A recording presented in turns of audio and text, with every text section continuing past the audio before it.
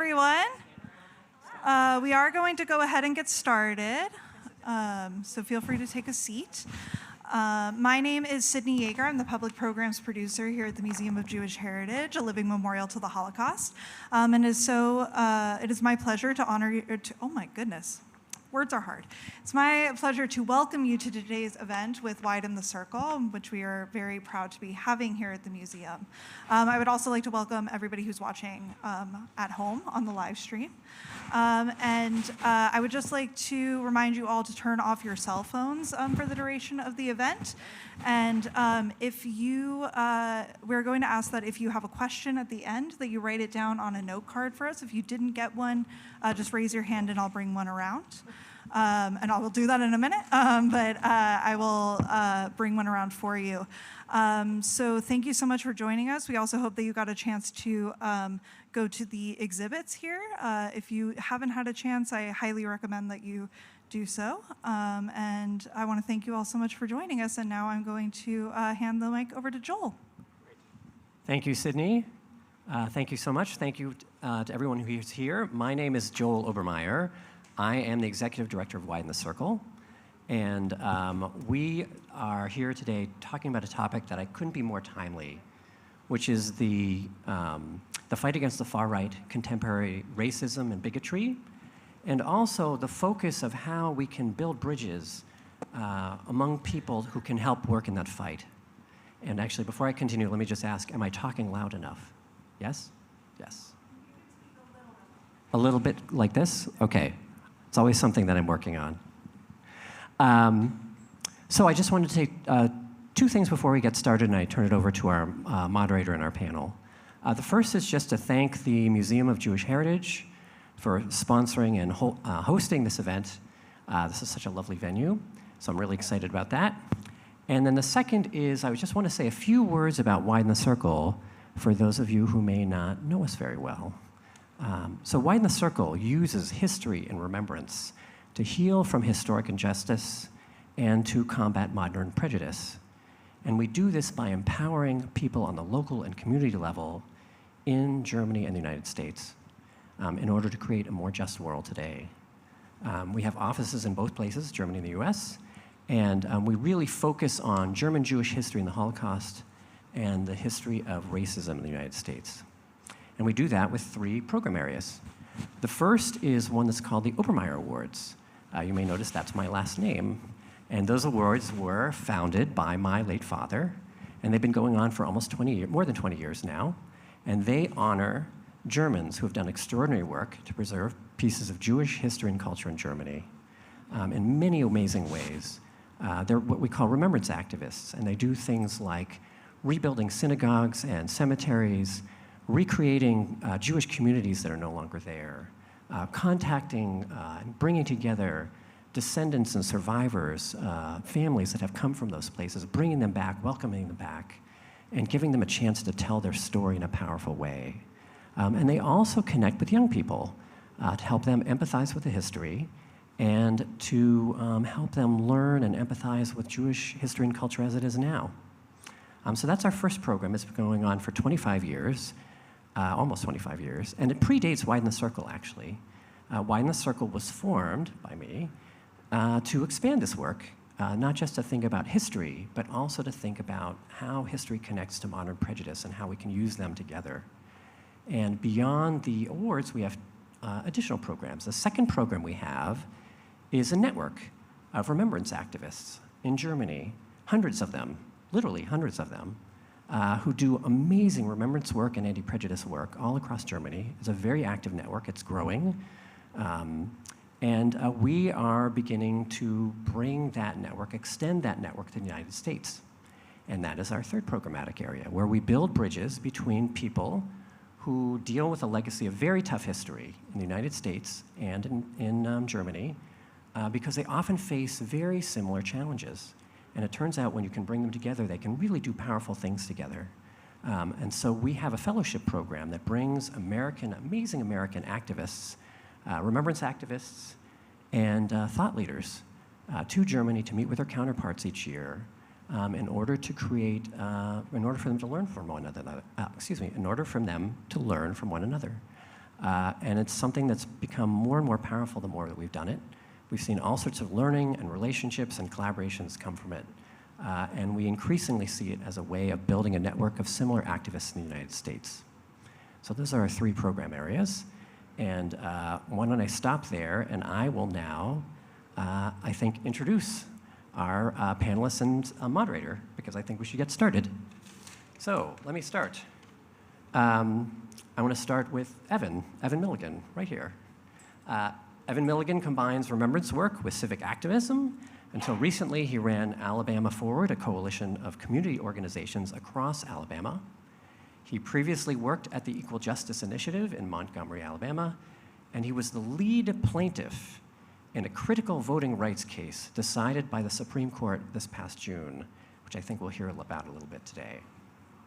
All right, next we have Raimund Grafe, who is the chairman of the Erich Zeigner House in Leipzig, Germany.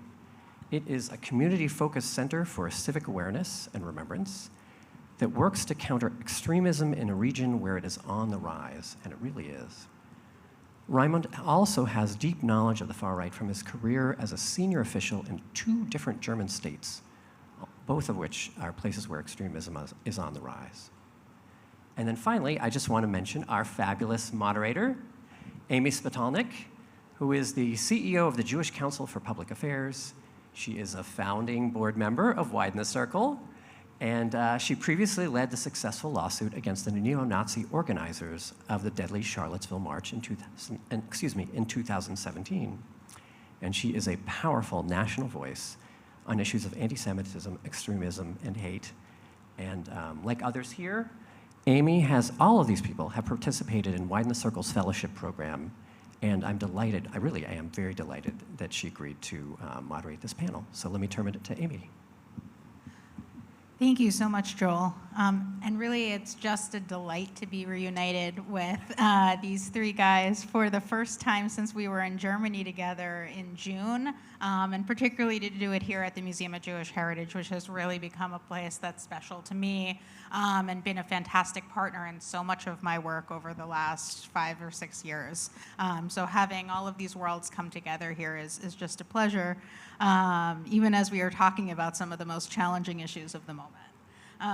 When I went to Berlin in June with this group and some other folks, I wasn't really sure what to expect. I'm the granddaughter of Holocaust survivors. Their stories, Holocaust history has just been steeped into every part of my life for the entirety of my life. And I spend my professional life focused on anti-Semitism, extremism, fighting hate. And so it would have been easy to go into that trip feeling like there wasn't much new to learn, but instead it was truly one of the most profound weeks I've had, not just professionally in terms of the folks I was with, in terms of the people we met and the places we went, but personally, of course, as well. And so I'm grateful to Widen the Circle for that. I'm sure we're going to talk a lot more about sort of what we learned from one another as part of that trip over the course of the panel. And I think in particular, at this moment when we're seeing direct assaults on history, on facts, on truth, being used to fuel not just the dehumanization of communities, the rollback of rights, direct normalization of hate and extremism here and in Germany and frankly around the world, how we draw connections from our history to what we're grappling with today has never been a more urgent story to tell and work to do. And so I'm really looking forward to this conversation. And I will say it's not lost on me, and I think on all 4 of us, that we're sitting here at the museum, at a Holocaust museum, at the same day that in Selma, Alabama, today that we are marking the 59th anniversary of the March and of Bloody Sunday. And so the deep connections between history, that history as we continue to fight for voting rights today, as Evan will unpack, and here as we sit at a Holocaust museum at a moment of unprecedented anti-Semitism and so many forms of hate are just right on.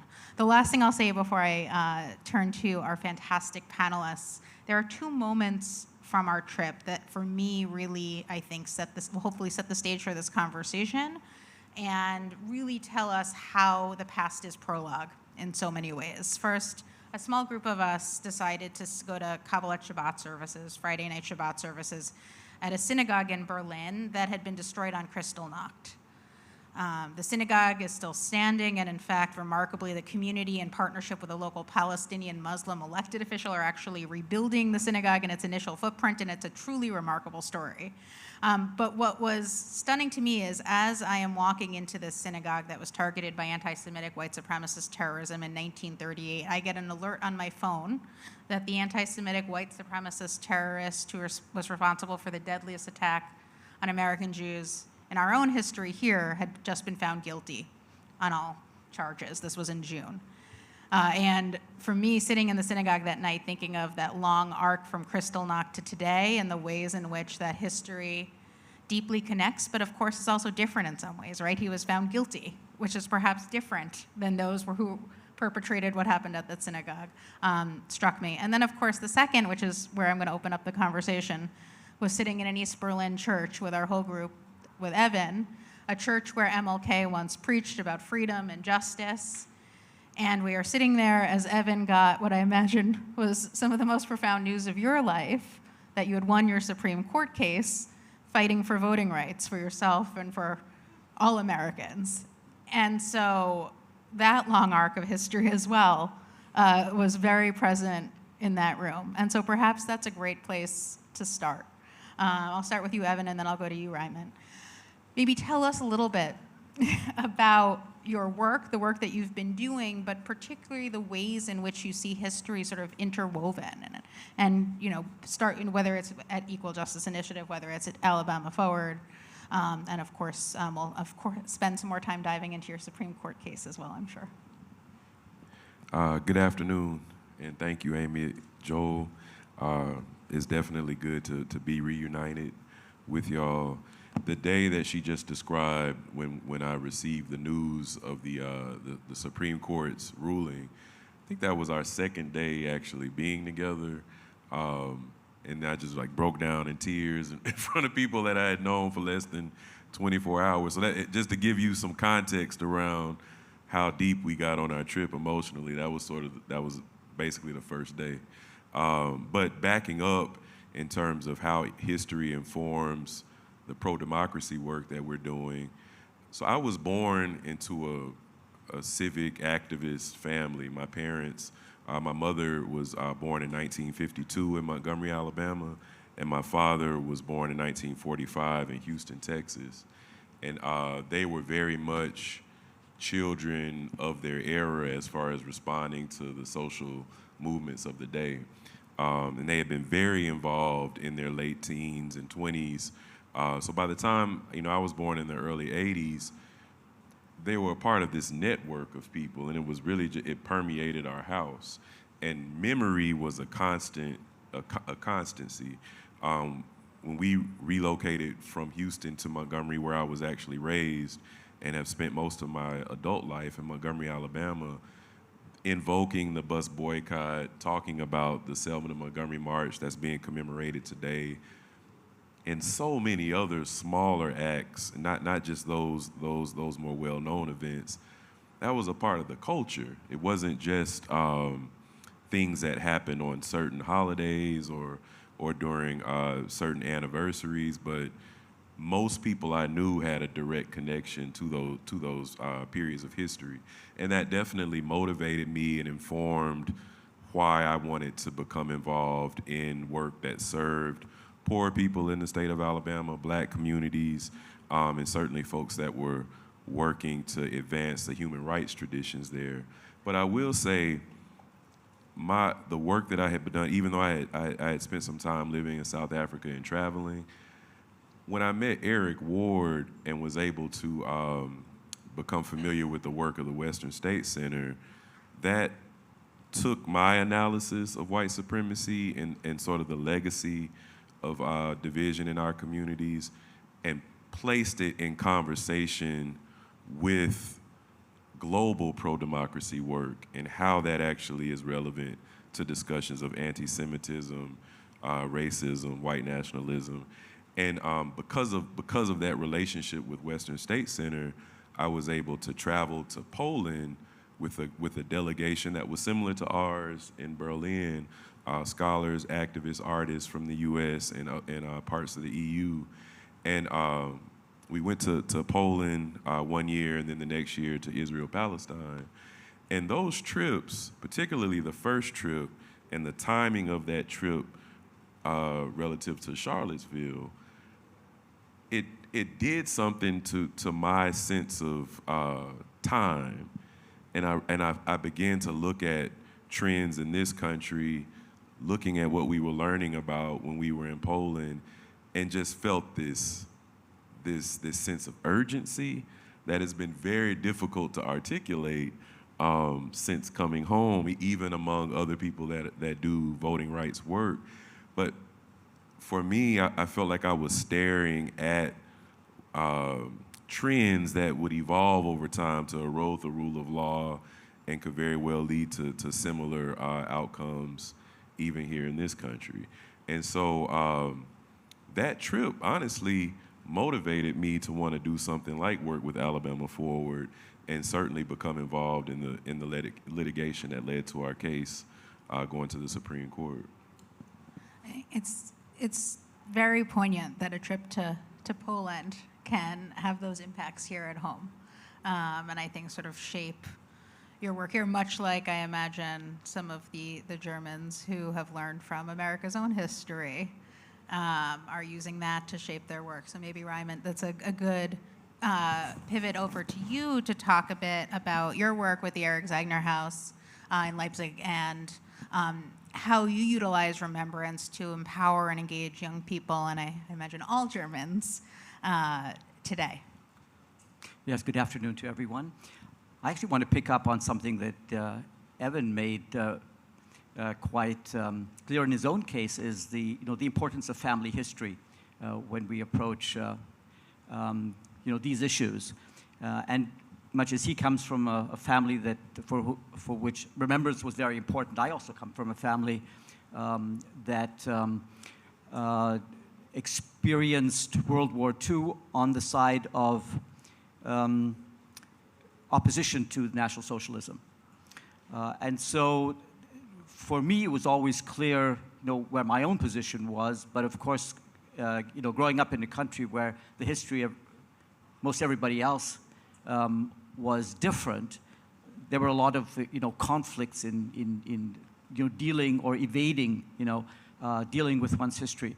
Now, one of the things is that we're talking about commemoration. It's March, then April is in Germany always commemorating the liberation of Germany in 1945, and it took Germans a very long time to understand that what they experienced as defeat was actually liberation. And I think it's important to realize that sometimes we can experience history individually in a certain way, but how we evaluate history, right, and how we deal with history can actually be a step forward from individual experience. We can actually transcend our individual experience and put it into the proper historical focus. And this is what we try to do with young people who were not part of the horrible history of the Holocaust. They have no personal responsibility in this, but they're a part of a country, Germany, that has assumed responsibility.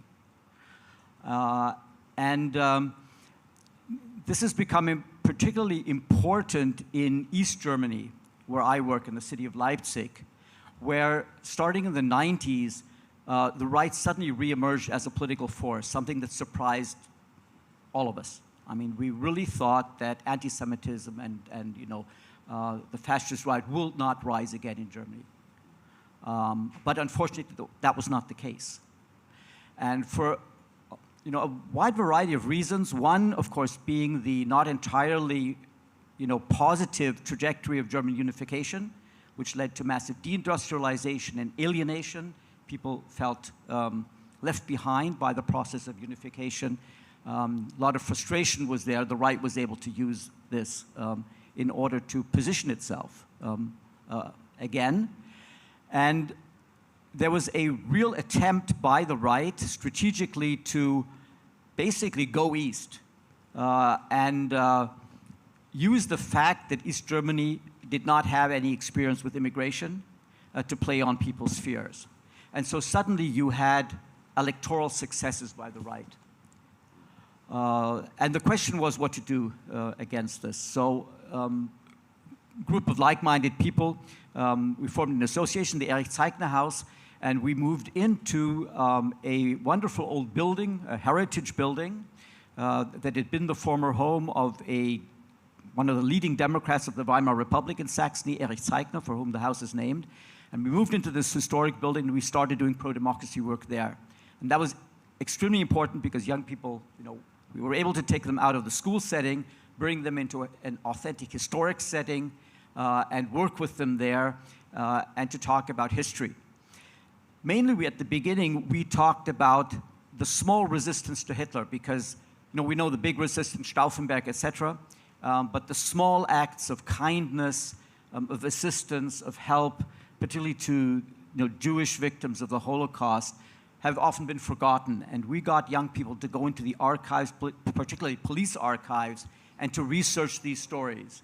And then, to make these biographies known, and then to put plaques on the houses where these people, had lived, that had provided assistance. And of course, the second thing was the whole, I guess you could call it a small movement to put so-called stumbling stones in front of a lot of houses in Germany where victims of National Socialism had lived. It looks sort of like, these brass quadrangles here. And if you're not familiar with the stumbling stones, but they're the biggest decentralized monument to the Holocaust in the world. There are over 100,000 of these stumbling stones. I should say the founder is also one of our awardees. Yes, Günther Demnig, an artist, who developed this idea. And what it means, of course, for work with young people is that each of the victims for whom a stumbling stone is laid, and it's, victims across the board. It's the Jewish victims, of course, the largest number, but it's also homosexuals, euthanasia victims, Roma and Sinti victims, communists, social democrats. Basically, all the victims are given a stone laid in front of their houses, and they're given, back their names and their dignity. And young people research these biographies. They get involved.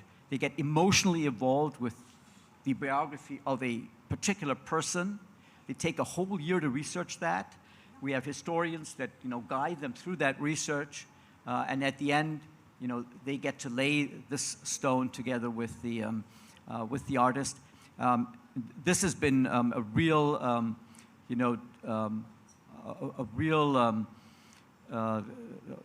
way to engage with young people and to get them to involve themselves with history. So we do a lot of other things at the Erich Zeigner House in terms of evening events, in terms of helping, and we'll talk about that, organizing demonstrations, which are taking place across Germany now against the right. So we do a lot of things, but we started out, and that is our main work, is youth projects, on the one hand for so-called quiet heroes, who assisted people during the Holocaust, and also for the victims in terms of stumbling stone projects. Thank you so much. You started to allude a little bit to both the beginning of the resurgence of the far right in Germany in the 90s, and then some of the work you're doing now to counter that. And I want to ask both of you, perhaps starting with you, Evan, to talk a little bit, stepping back, about how you're experiencing the rise of extremism, of policies seeking to roll back rights and fundamental freedoms and dignity. You can speak about Alabama, although we certainly know that what's happening in Alabama is also being replicated in other places around the United States. And particularly the work you've done to push back on that, and how it's, of course, drawn from history. I think in particular your Supreme Court case, but certainly your work through EJI and Alabama Forward as well. But talk a little bit about how you are seeing this rise in resurgent far-right extremism and bigotry in your own community, and how that informs your work right now. So, we all know that the far right are not the biggest fans of expansive democracy or democracy in any form. And in terms of the work that I've been involved in most recently, I see that expansion, or their expansion in Alabama and nationally, occurring through legal channels. And so you all are probably familiar with the Supreme Court justice, the Alabama Supreme Court ruling very recently that defines embryos as children, or it's called personhood is the legal theory. And this was, you know, as has been the cycle, that this is a fringe legal theory that's kind of moved to the center in often in a southern or a midwestern sort of district. Alabama is often the petri dish for that sort of thing. It gets incubated. You get law clerks, lawyers, activists trained, really grounded in that tradition in a state like Alabama, and then they can be exported to other parts of the country or work on a national level out of DC or wherever else. But I want to highlight how this phenomenon, using the rule of law and using interpretation of the law, is actually a part of a long-standing tradition. So now we would call that an expression of Christian nationalism or white Christian nationalism. And there are lots of tactics that those movements are using. But historically speaking, Alabama, if you look at the 1901 Constitution, and that's the Constitution that still governs our state, it's the longest Constitution in the world, or at least the longest known Constitution in the world, over 980 amendments, right? When they, in the context for this, it's an anti-Reconstruction Constitution.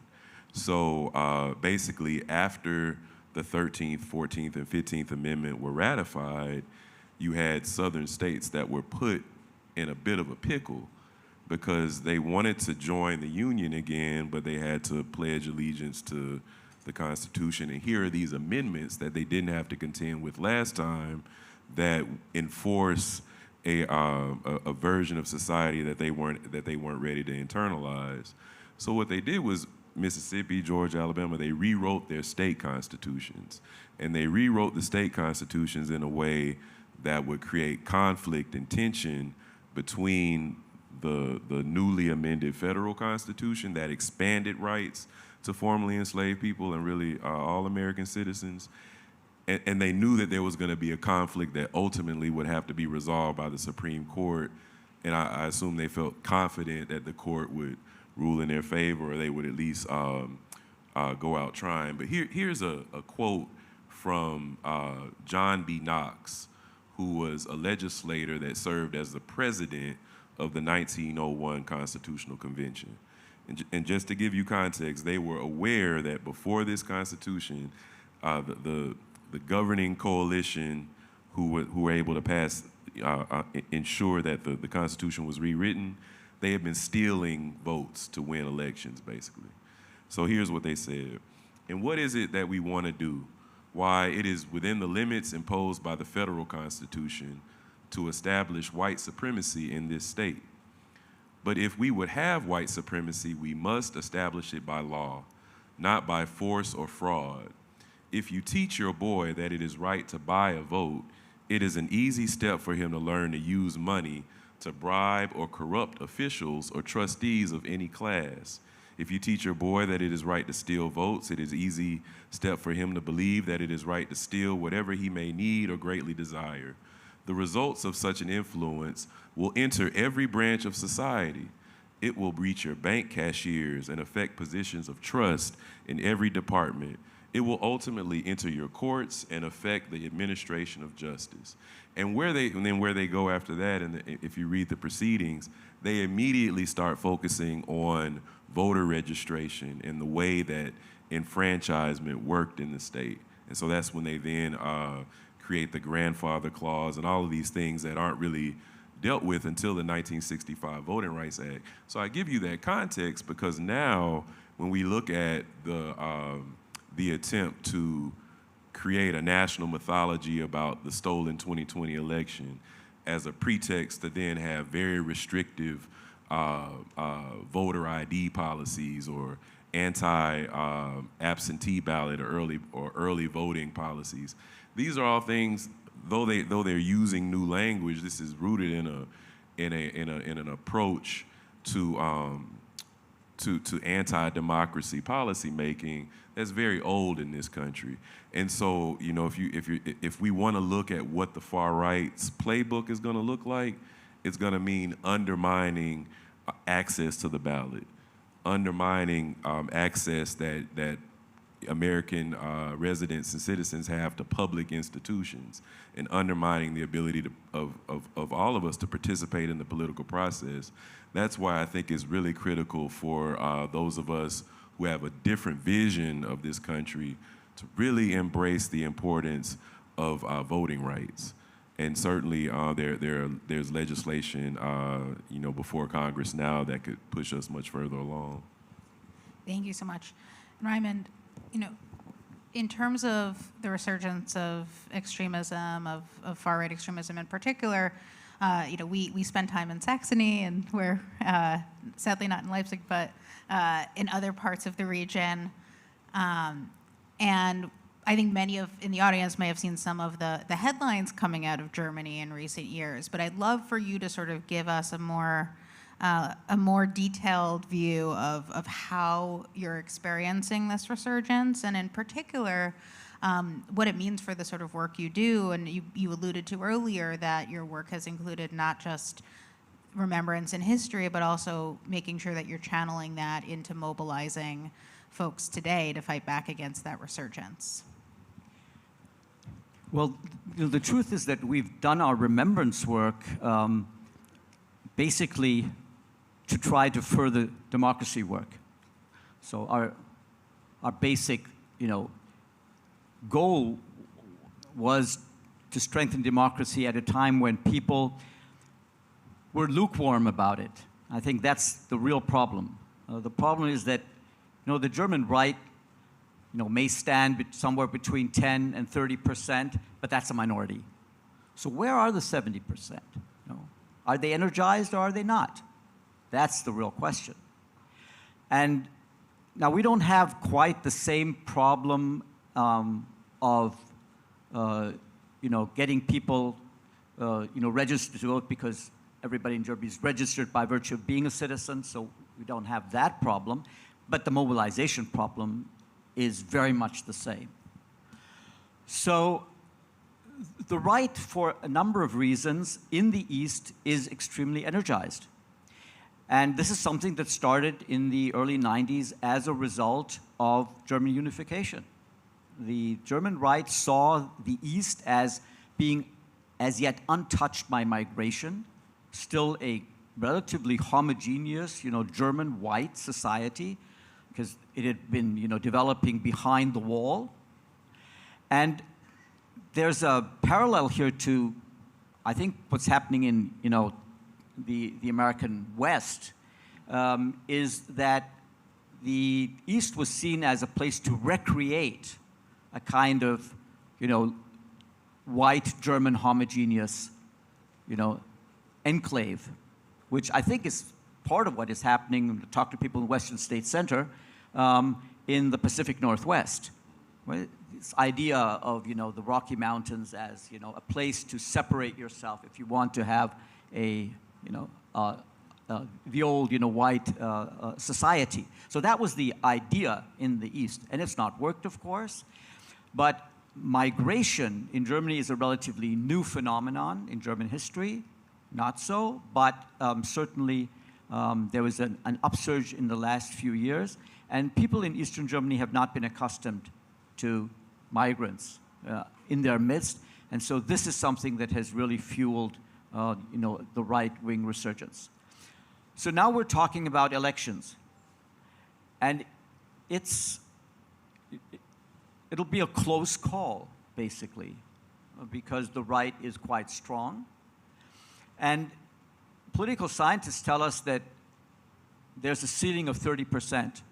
If the right gets more than 30% of the vote, then independently of whether they are able to be, you know, ultimately successful, they will be able to determine the narratives if they are energized, right? So they can spin out the narratives that people who aren't even voting for them will buy into. So I think we're seeing sort of the question now in the East, will the German right sort of rise beyond the 25% and reach the 30%? And we have elections this year in 3 of the crucial East German states, and I think it'll be quite close. Now, one last point I want to make. The decisive question in German politics in the Weimar Republic and now in terms of the success of the right is, what is the relationship of the conservatives to the ethnic nationalists, right? So as long as they are on separate tracks, the ethnic nationalists, the far right, will never be able to break the ceiling, because we have a proportional representation system in Germany and not a winner-take-all system, which means that if you get 30% of the, you only get 30% of the, seats, and that will not get you a majority, right? So you have to engage in coalition politics.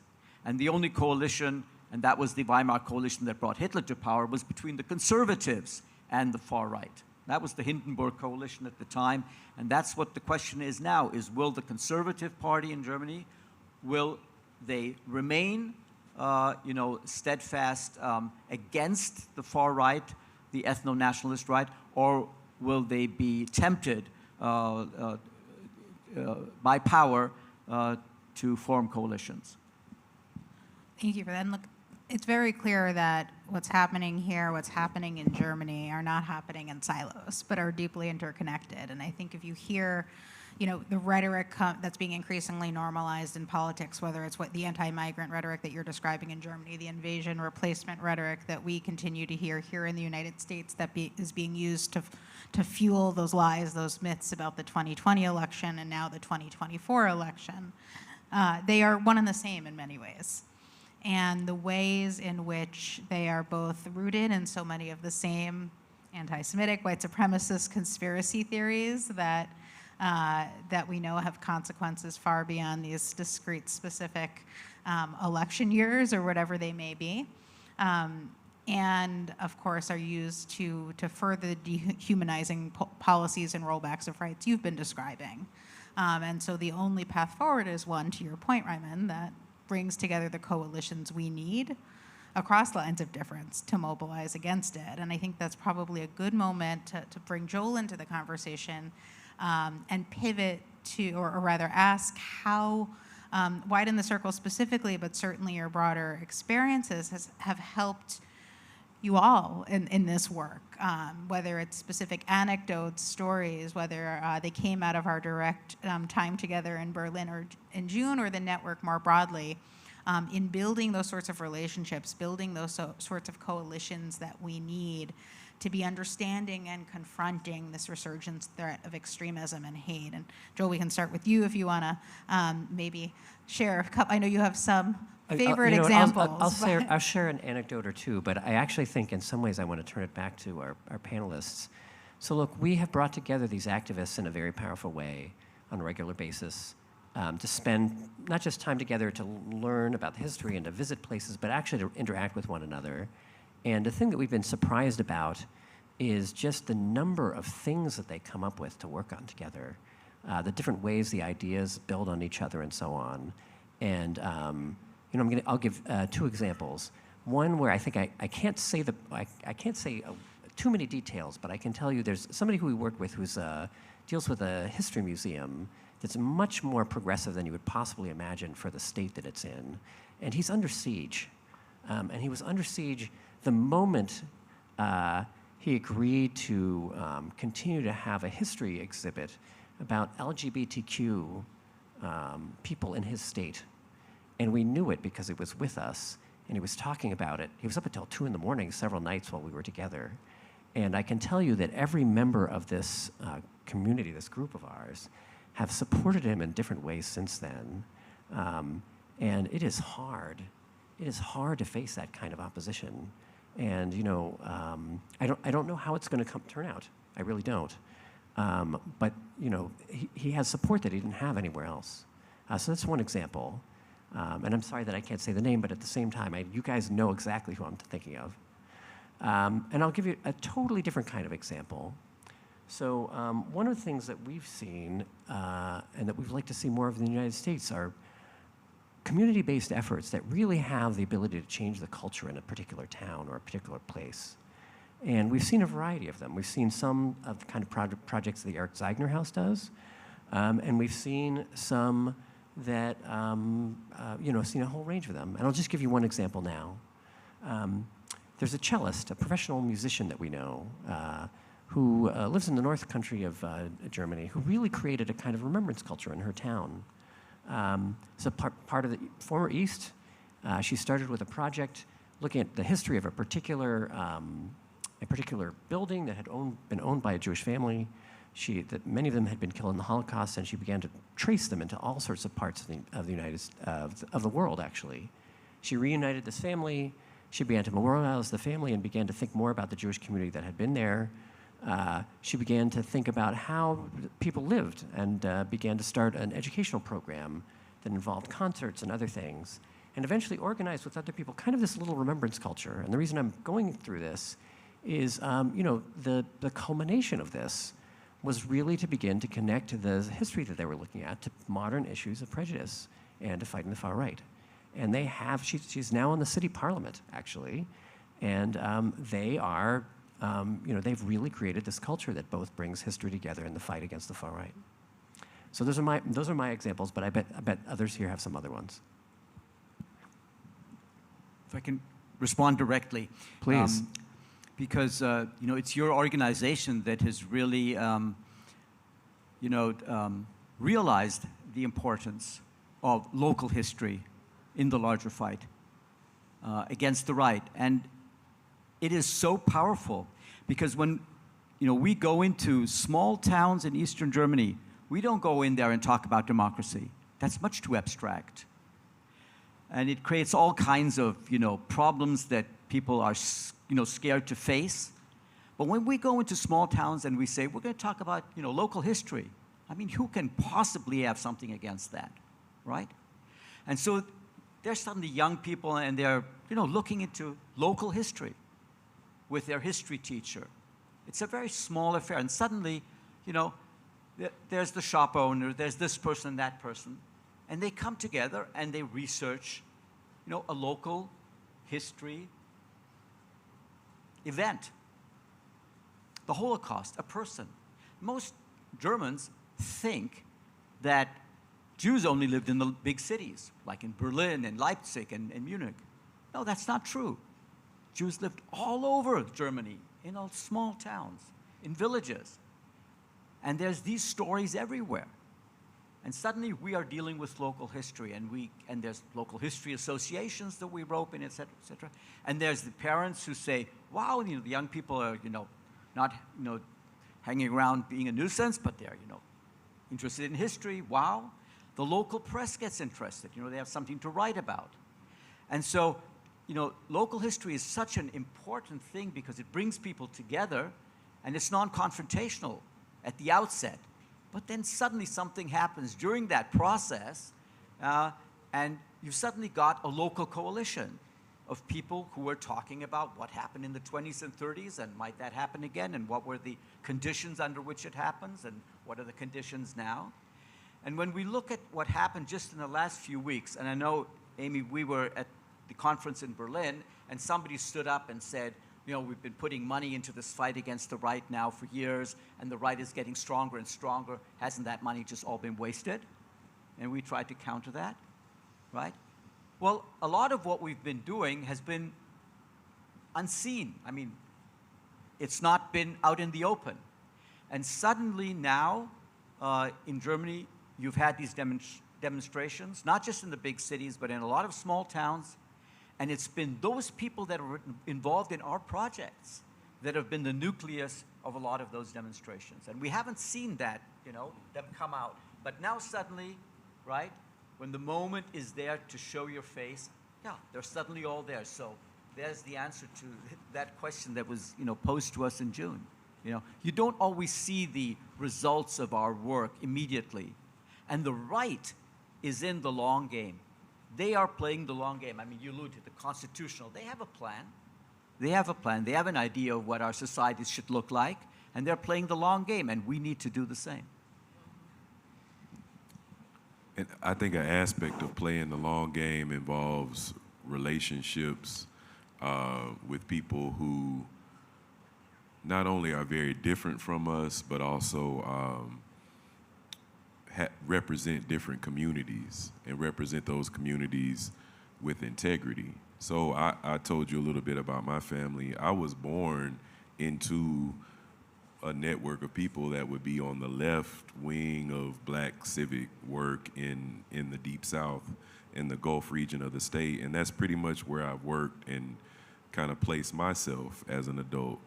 So that means that there are many people that came on our trip I wouldn't have known had I not gone on the Widen the Circle trip or with the work with Western State Center. And as global events happen, as things happen here in this country that are very complex, having those relationships does a number of things. But I'm able to sit with the events and avoid the temptation of flattening people that in the communities where I've met representatives of those communities. And then as a leader, as someone who aspires to shape other leaders that are developing in my community, I can listen to the frustrations of folks who have not had those experiences, but try to provide perspective that I wouldn't have had absent those relationships and absent that type of training. So I think it's a critical component of building the coalition that has to respond to the far right coalition that, you know, in the 90s, I think people that were studying white nationalism would sometimes roll their eyes at the thought of there being a large consortium group that could parse through all of their differences to actually pose a serious threat as far as mass numbers. And today we've seen that they've used technology to achieve some of that communication. So for those of us that actually embrace the vision of multicultural democracy, there's even more, there's less justification for us not to be able to figure out how to talk and work together despite some significant differences we might have. I so appreciate what all of you said, and particularly I want to pick up on what you said, Evan, about how programs like this really help prevent us from flattening other communities and sort of figuring out at a moment when we know there are dire threats to our safety, to our democracy, to our fundamental rights. We are seeing issues, and certainly right now in the United States, we are witnessing, and around the world, we're witnessing how, for example, what's happening around the globe in Israel and Gaza is being used to split communities apart, to flatten people based on their identities, and to effectively say that, you know, we can or can't talk to people based on who they are, what religion they are, what background they are, what they might believe about the conflict. And so how we can continue to figure out pathways, like Widen the Circle and others, that help create that space for those constructive relationships. Because at the end of the day, we need those coalitions to take on the resurgent extremism that threatens each and every one of us, each of us who is up here right now, each of you in the audience. And so I so appreciate how these networks really provide a crucial mechanism to do that, and how each of you talk to different pieces of that. We have a few questions for the audience, and if you have not yet written a question, I think there are still index cards, and I'm sure some of us are happy to stick around as well once we hit the formal end of the program. But one question we have, and maybe Ryman, this might be for you, but I imagine everyone might have thoughts on it. Is there a way to bring de-radicalization efforts like those seen in Germany after World War II, I imagine, to the United States and certainly elsewhere? Could you repeat that? The question is there a way to have de-radicalization efforts like those seen in Germany after World War II? And I imagine that applies both to the situation we're having here in the United States and also the resurgent extremism that you're I'm actually not quite sure what you mean by de-radicalization. I imagine effort like the post Okay. post World War II efforts to guess, bring communities back together and address the remnants of National Socialism and Nazism. Okay, now, going back to the 1950s and 1960s, first of all, I think one has to remember that, the Nazis were not in power all that long. I mean, when you just see the scale of destruction and murder, it seems just, not to fit into 12 years, but into centuries. But they were in power for 12 years, so the people who came back and reestablished German democracy in 1945 were basically the people that the Nazis had thrown out in 1933. So, I disagree with people who say that, democracy was brought back to Germany, by the American army. That's not true. It created the conditions, of course, but it is German democracy. It's the Weimar democracy, which built on big democratic movements such as the social democratic movement in the 19th century. We have a long tradition of democracy in Germany. So, we learned a lot of lessons. The German Constitution is basically a constitution drawing the lessons of the Weimar Republic.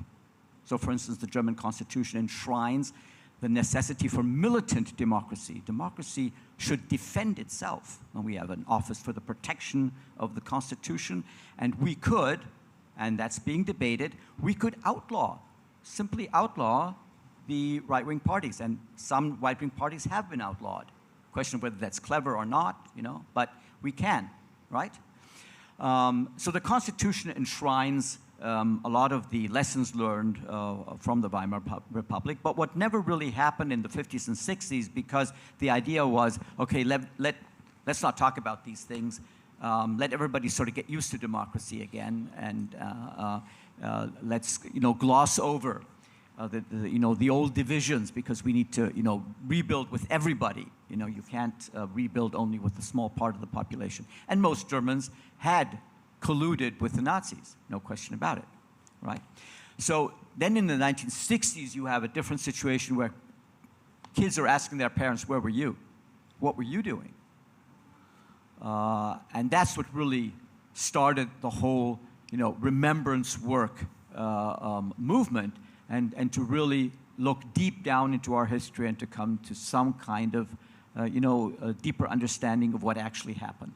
And so as part of the 1968, movement in Germany was remembrance work.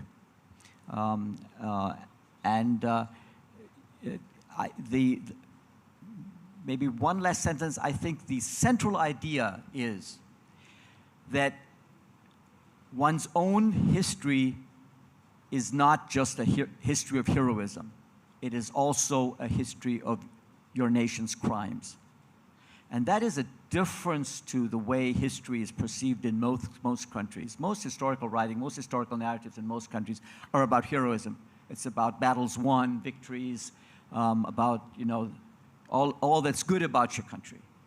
That's what patriotism is, and that was no longer possible in Germany. And we started out developing a national narrative that, honestly addressed the crimes in German history, not just the crimes of the Nazis, but other crimes as well. And that goes, today to a rediscovery of the crimes committed, by Germany as a colonial power, which a lot of people had forgotten that Germany, up until World War I, had colonies. And we were very much part of the colonial enterprise, and we were also part of the slavery enterprise, right? So Germans thought, we have nothing to do with that, and we have enough, work to do in trying to come to grips with National Socialism. But no, right? So history work, remembrance work, is extremely important in that we need to write the history of our countries not just as a history of heroism. I'm going to ask two more questions, and then I know I want to make sure that we're ending on time to be respectful of people's days on this beautiful Sunday, but I know we're happy to stick around and answer any questions we couldn't get to, and there's some other great ones here. Joel, any plans to expand Widen the Circle's work and the programs we offer? Why, what a great question. It was actually from the audience, wasn't it? Fair enough. So look, right now we're very oriented toward this question of bridge building and creating building a network of people both in the United States and Germany who deal with a lot of these issues that we've been talking about. It started with a fellowship program that brings mainly Americans to Germany for this very profound experience of people like those who are right here. I expect eventually we will want to do similar work here in the United States because it's needed here. And we're small. So in a minute, you'll hear me do my executive director job where I'll ask you to support our work, and I will. But what I would say is that work is still to be done here in the United States, and I think it's something that we will do eventually, for sure. Okay, last official question, but then we'll, like I said, happy to make sure that folks who didn't have their questions answered hopefully get them. Whatever order works for you, but what gives you hope in this moment?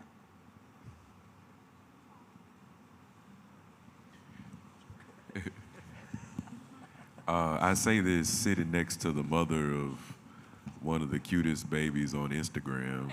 So,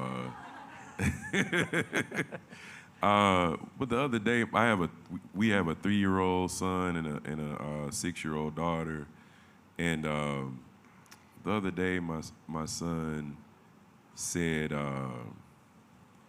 we've been trying to potty train him, and so it's been a struggle. It's been harder than with his sister.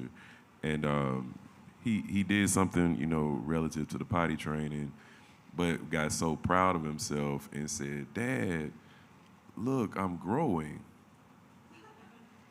And he didn't mean, he meant growing. And there was just, when I get down, and it's difficult doing the work that we do, particularly in Alabama, but it's just seeing him become excited about his own life, and then my daughter's version of that, their friend's version of that. Like, they didn't ask to be here. They just want a shot. They just want a shot. They just want the space to live and exist. And I think that's a motivator. That's a motivator to continue to push and to try to do it in ways that are strategic, and also create time to be. If there's a tension in doing activist work, is the thing you're pushing on takes you away from the people that most motivate you. So we have to reconcile that, but it certainly does not leave me hopeless, just what to do with all of that motivation. So I have 2 thoughts here. The first one is just, there's sort of a parallel, which is if you think of issues of reconciliation between people who have experienced tremendous persecution and maybe people who are descended from those for whom were the perpetrators, right? You can think about that in Germany. I really have no idea how to create reconciliation on a national or regional level. It's just not my expertise. But I know it's possible on the local and the personal level. I know it because I've seen it, and I haven't seen it once. I've seen it over and over and over again. And so sometimes we have to look at those local particular examples as a way to give us the inspiration and hope that we need. And I'll add one more piece to this. So I talked about the Obermayer Awards way back when. When my parents started the Obermayer Awards, they thought they wouldn't be needed for very long because there weren't that many people doing this work. They thought they would have them for a few years, they'd thank some people, and then they'd be done. And it turns out they were dead wrong. We don't find less amazing people than we used to. We find more. There's not less interest, there's more. There's more, not less interest internationally, there's more.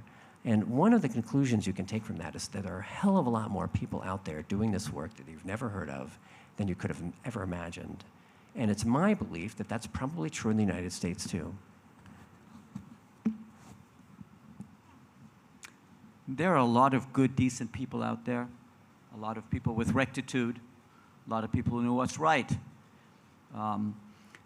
But a lot of this is about politics, and I think we have to see to it that, power doesn't get taken away from the silent majority that is the good people of our countries. That's, the political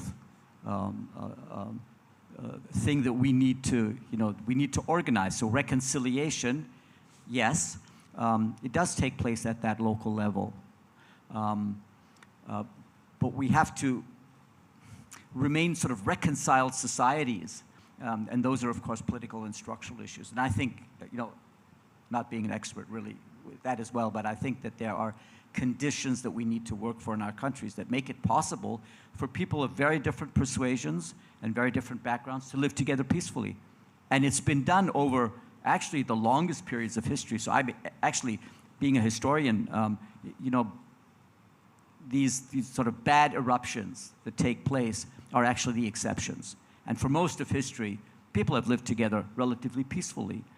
And there are areas of the world where it's been like thousands of years. I mean, I just came back from 2 months in South India in the state of Kerala, where people of very different religions have lived together peacefully for thousands of years, including Jewish communities, right? So there is no law that we need to be unreconciled or fight each other or go at each other's throats, not at all.